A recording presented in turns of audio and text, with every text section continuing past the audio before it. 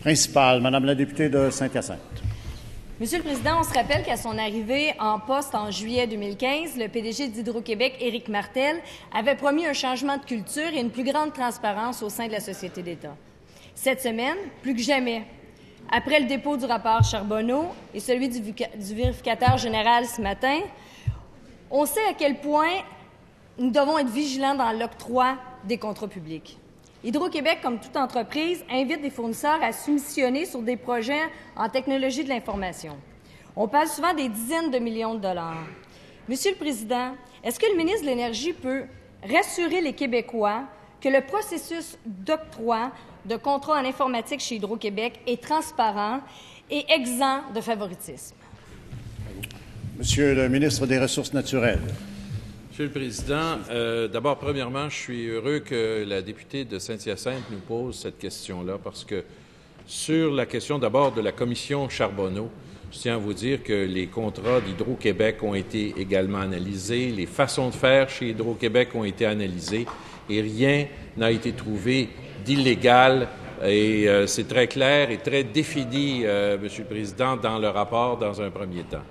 Deuxièmement, je tiens à vous dire que l'objectif d'Hydro-Québec, évidemment, c'est de favoriser au maximum toutes les entreprises du Québec à un prix, Monsieur le Président, qui est bien sûr compétitif. Les règles d'attribution des contrats sont des règles extrêmement rigoureuses.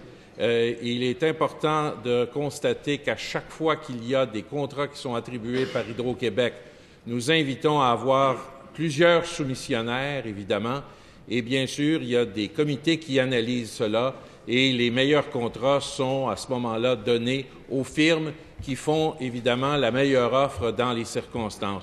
Monsieur le Président, je peux simplement vous dire que ce processus-là que nous avons est un processus extrêmement rigoureux, Monsieur le Président. Première complémentaire, Madame la députée de Saint-Hyacinthe. Monsieur le Président, ça semble être clair pour le ministre, mais je vous dis que ce n'est pas tout autant pour Hydro-Québec. Voici un document confidentiel remis aux invités à soumissionner sur le projet de solution de stockage et de protection des données qui a pris fin il y a quelques semaines. On parle d'un projet d'environ 45 millions. Hydro-Québec n'a pas voulu donner aux fournisseurs la grille d'évaluation, la pondération qui s'y attribue, ne remet pas les critères de conversion, donc impossible pour un nouveau joueur d'entrer sur le marché. Monsieur le ministre des Ressources naturelles. Monsieur le Président, vous savez, évidemment, il y a toujours des gens qui sont gagnants lorsqu'on attribue des contrats et il y a des gens qui, malheureusement, n'obtiennent pas le contrat. Monsieur le Président, je dois vous dire encore une fois que ces critères-là qui sont devant nous sont des critères qui sont extrêmement rigoureux. Vous comprenez que la décision, elle est prise à l'interne. Nous voulons bien sûr être le plus transparent possible, mais vous comprenez également qu'Hydro-Québec, il y a plusieurs de ces opérations, que ce soit pour des raisons de nature commerciale ou autre, on ne peut pas être transparent à un point où il faut tout dire, Monsieur le Président. Deuxième complémentaire, Madame la députée de Saint-Hyacinthe. Monsieur le Président, Monsieur le ministre dit qu'il faut un gagnant, un perdant. On est conscient, mais il faut quand même donner une chance à tous les fournisseurs.